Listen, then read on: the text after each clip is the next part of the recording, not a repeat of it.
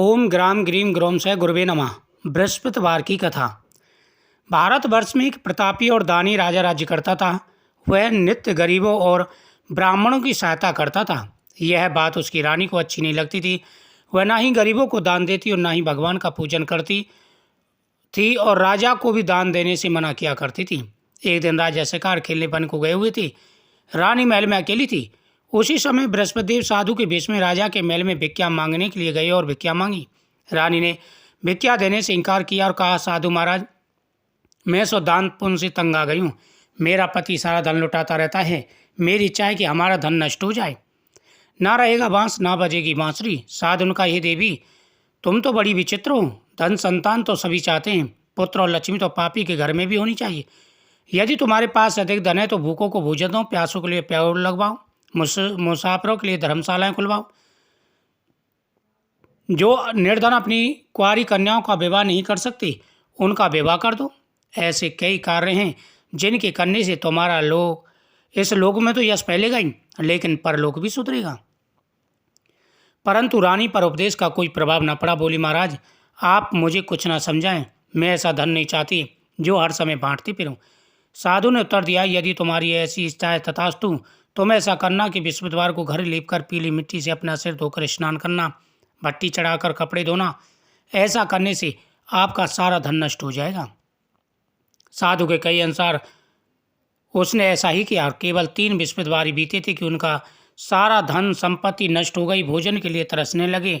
सांसारिक भोगों से वह दूर हो गई, क्योंकि जब उनके पास धन ही नहीं रहा तो तरसने लगे वो हर सुख के लिए, और गरीबी ने उनके घर में प्रवेश कर लिया। तब एक दिन राजा ने रानी से बोले कि रानी, तुम यहाँ पर रहो, मैं दूसरे देश जाऊँ, क्योंकि यहाँ पर सभी लोग मुझे जानते हैं, इसलिए कोई कार्य नहीं कर सकता। ऐसा कहकर राजा परदेश चला गया। वहाँ वह जंगल से लकड़ी काट कर लाता और शहर में बेचता। इस तरह अपना जीवन व्यतीत करने लगा। इधर राजा के परदेश जाती रानी और दासी दुखी रहने लगे।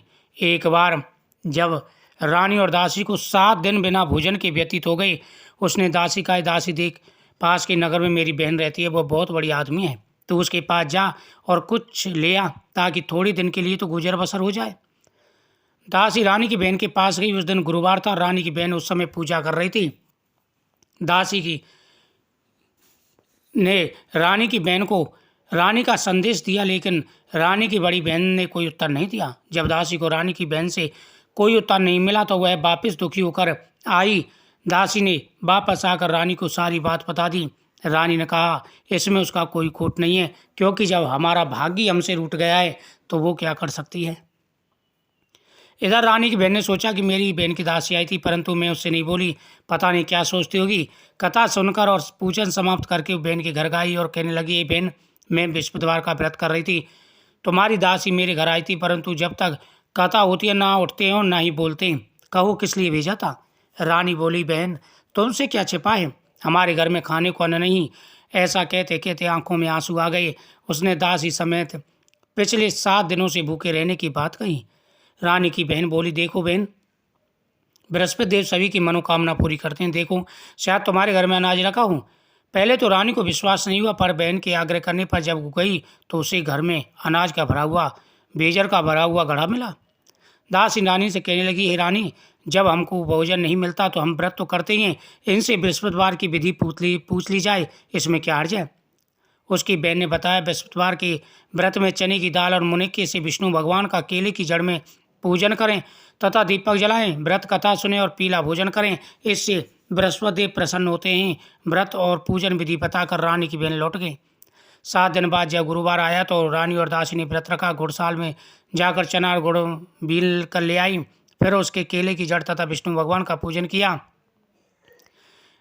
इस बात को लेकर दोनों बहुत दुखी हुए। अब पीला भोजन कहाँ से आवे, इस बात को लेकर के दुखी होने लगे। उन्होंने व्रत रखा, इसलिए बृहस्पति देव भगवान प्रसन्न हो गए उनसे, और वे एक साधारण साधु का व्यक्त रूप धारण करके 2 थालों में सुंदर पीला भोजन लेकर दासी को दे गई। भोजन पाकर दासी प्रसन्न हुई और रानी के साथ मिलकर भोजन ग्रहण किया। उसके बाद वे सभी गुरुवार का व्रत करने लगी। बृहस्पति भगवान की कृपा से उसके पास फिर से भरपूर धन हो गया। वह आलस करने लगी। दासी बोली, रानी, अब आलस मत करो, पहले हम आपने आलस किया था, सारा धन नष्ट हो गया था। फिर उन्होंने बृहस्पति भगवान से प्रार्थना की कि हे प्रभु, मेरा पति पता नहीं जन कहाँ हैं और भूखे रहते होंगे या खाना भी खाते होंगे, हमें कुछ भी पता नहीं है। कृपा करके आप कोई ऐसी व्यवस्था करें जिससे उनको पता चले। एक दिन राजा दुखी होकर जंगल में एक पेड़ के नीचे आसन जमा कर बैठ गया। वह अपनी दशा को याद करके व्याकुल और रोने लगा। बृहस्पतिवार का दिन था। एकाएक उसने देखा कि निर्जल वन में एक साधु प्रकट हुआ है। वह साधु वेश में स्वयं बृहस्पति देवता थे। लकड़हारे के सामने आकर बोले, हे लकड़हारे, सुनसान जंगल में तू किस चिंता मग्न बैठा है? लकड़हारे ने कहा कि प्रभु, मैं क्या कहूँ, मेरी आत्मकथा तो बहुत ही दुख भरी है।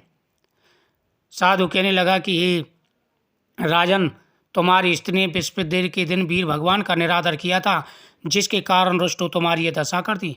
अब तुम चिंता मत करो। तुम्हारी पत्नी ने बृहस्पतिवार का व्रत करना प्रारंभ कर दिया है और अब वो खुश हैं और तुम्हें याद करते हैं। तुम बृहस्पतिवार के दिन कथा किया करो। 2 पैसे के चने मुनक के लाकर प्रसाद बनाओ। शुद्ध लोटे में गंगा जल मिलाकर अमृत तैयार करो।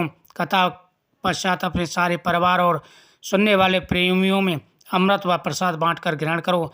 ऐसा करने से भगवान तुम्हारी सभी मनोकामनाएं पूरी करेंगे।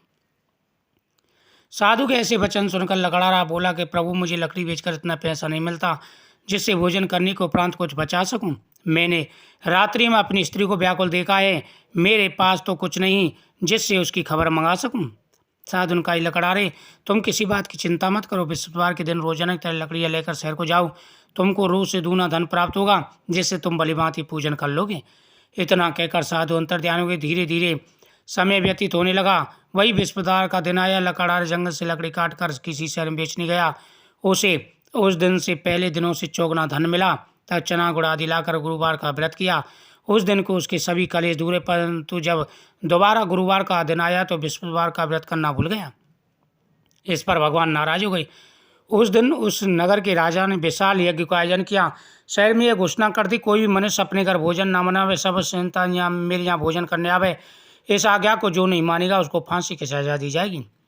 राजा की आज्ञा अनुसार सभी लोग भोजन करने गए, लेकिन लकड़हारा कुछ देर से पहुंचा, इसलिए राजा उनको अपने साथ ले गए। ले जाकर के भोजन कर रहे थे कि रानी की दृष्टि उस खूंटी पर पड़ी जिस पर हार लटका हुआ था। हार मां दिखाई नहीं दिया। रानी ने निश्चय किया कि मेरा हार इस मनुष्य ने चुरा लिया है। उसी समय उसको कारागार में डलवा दिया गया। जब लकड़हारा कारागार में पड़ गया, बहुत दुखी होकर विचार करने लगा, ना जाने कौन से पूर्व जन्म के कर्म से मेरे दुख प्राप्त हुआ है। उसी साधु को याद करने लगा था जो जंगल में मिला था। उसी समय तत्काल बृहस्पति साधु रूप में प्रकट हो गई। उसकी दशा देखकर कहने लगे, मूर्ख, तूने बृहस्पति देवता की कथा नहीं करी, इस कारण तुझे दुख प्राप्त हुआ है। अब चिंता मत कर। बृहस्पतिवार के दिन रोजाना की तरह बृहस्पतिवार के दिन कारागार के दरवाजे पर 4 पैसे पड़े मिलेंगे। उनसे तू बृहस्पति की पूजा करना, तेरे सभी कष्ट दूर हो जाएंगे। और बृहस्पतिवार की कथा करना। बृहस्पतिवार के दिन उसे 4 पैसे मिले। लकड़हारे ने कथा कही। इस प्रकार उसने कथा कही और बृहस्पति भगवान ने राजा को स्वप्न में दर्शन देकर कहा, ये राजन, तूने जिस आदमी को जेल में बंद कर दिया है वो राजा है, वह निर्दोष है, उसे तुरंत छोड़ दो, नहीं तो तेरे सभी राज्य को नष्ट कर दूंगा। इस तरह रात्रि के स्वप्न को देखकर राजा प्रातःकाल उठा। खूंटी पर हार देकर लकड़हारे को बुलाकर क्षमा मांगी तथा लकड़हारे को योग्य सुंदर वस्तु उसर देकर विदा किया। अब बृहस्पति देव की आज्ञा अनुसार लकड़हारा अपने नगर को चला। नगर के निकट पहुंचा तो बड़ा आश्चर्य में नगर में पहले से अधिक बाग, तालाब, कुएं तथा धर्मशालाएं बन गई। राजा ने पूछा, ये किसका बाग और धर्मशाला है? तब नगर के लोग कहने लगे कि यह रानी और बांदी का है। जब रानी ने खबर सुनी कि राजा आ रहे हैं तो उसने बांदी का देख दासी देख, राजा हमको कितनी बुरी हालत में छोड़ गए थे, हमारी ऐसी हालत देखकर कहीं लौटने जाएं, तू दरवाजे पर खड़ी हो जा। दासी दरवाजे पर खड़ी हो गई। राजा आए तो उन्हें अपने साथ ले लाई। राजा ने तलवार निकाल कर पूछा, इतना सारा धन तुम्हें कैसे प्राप्त हुआ? रानी ने कहा कि प्रभु, ये हमें सब बृहस्पति भगवान ने दिया है। राजा ने कहा, 7 रोज बाद तो सभी बृहस्पतिवार का पूजन करते हैं। मैं रोजाना दिन में 3 बार कहानी कहा करूँगा, रोज व्रत किया करूँगा। हर समय राजा के दुपट्टे में चने की दाल बनी रहती। वह राजा बृहस्पतिवार की पूजा करता और कथा सुनता। दिन में 3 बार वह राजा बृहस्पतिवार की पूजा करने लगा।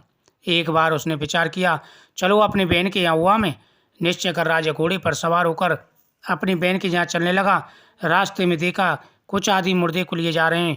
राजा ने कहा कि भैया तुम मेरी बृहस्पतिवार की कथा सुन लो। वे लोग बोले हमारा तो आदमी मर गया है, इसको अपनी कथाएं पढ़िए। परंतु कुछ आदमी बोले अच्छा कहो, हम तुम्हारी कथा सुनेंगे। राजा ने दाल निकाली, कथा कहने लगा। कथा आदि को मुर्दा हिलने लगा। कथा समाप्त होते ही वह राम राम कह के खड़ा हो गया। अब तो राजा की प्रशंसा होने लगी। राजा आगे चला और रास्ते में उसे एक किसान खेत में हल चलाता मिला। राजा ने कहा भैया तुम मेरी बृहस्पतिवार की कथा सुन लो। वे लोग बोले, किसान बोला मैं तेरी कथा सुनूंगा जब तक 4 अरैये जोत लूँगा, जा अपना कथा किसी और को सुनाना।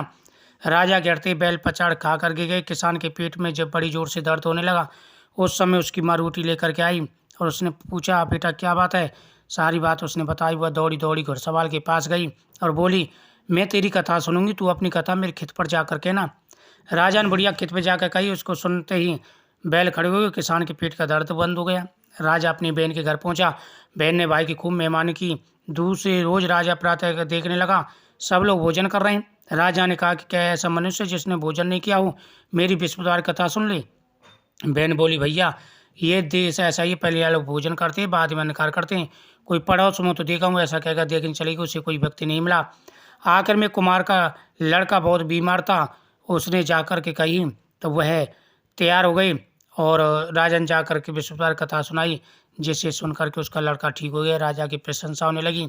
एक रोज राजा ने अपनी बहन से कहा बहन हम अपने घर को जाएंगी, तुम भी तैयार हो जाओ।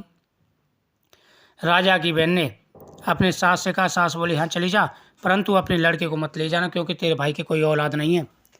राजा उदास होकर के लौट आया और आकर के वह राजा उदास मन से खटपाटी लेकर के लेट गया। रानी बोली प्रभु क्या बात है। उन्होंने कहा हमने रवंशी राजा, हमारा मुंह देखने का धर्म नहीं है। रानी ने कहा प्रभु बृहस्पति देव ने हमें सब कुछ दिया तो औलाद अवश्य देंगे। उसी रात को बृहस्पति देव ने राजा स्वप्न कहा राजन सभी सोच त्याग दे, तेरी रानी गर्भ से। राजा को यह सुन के बड़ी खुशी हुई। 9वें महीने में रानी ने सुंदर पुत्र को पैदा किया। तब राजा कहने लगा कि स्त्री बिना खाई रह सकती है, बिना कहीं नहीं रह सकती। जब मेरी बहन आवे तो मुझसे कुछ मत कहना। रानी ने सुन करके हाँ कह दी। जब राजा की बहन आई तो रानी ने कहा घोड़ा चढ़कर नहीं आई, गधा चढ़ी आई। राजा की बहन बोली भाभी मैं इस प्रकार न कहती, तुम्हें औलाद कैसे मिलती। बृहस्पति वैसे ही हैं, जैसे जिसके मन में कामना हो सभी की पूर्ण करते हैं। जो सद्भावना पूरे विश्वास का व्यक्त करता है, कथा पढ़ता है, सुनता है, दूसरों सुनाता है, बृहस्पति उसी सभी मनोकामनाएं पूरी करते हैं। बोलो बृहस्पति भगवान की जय।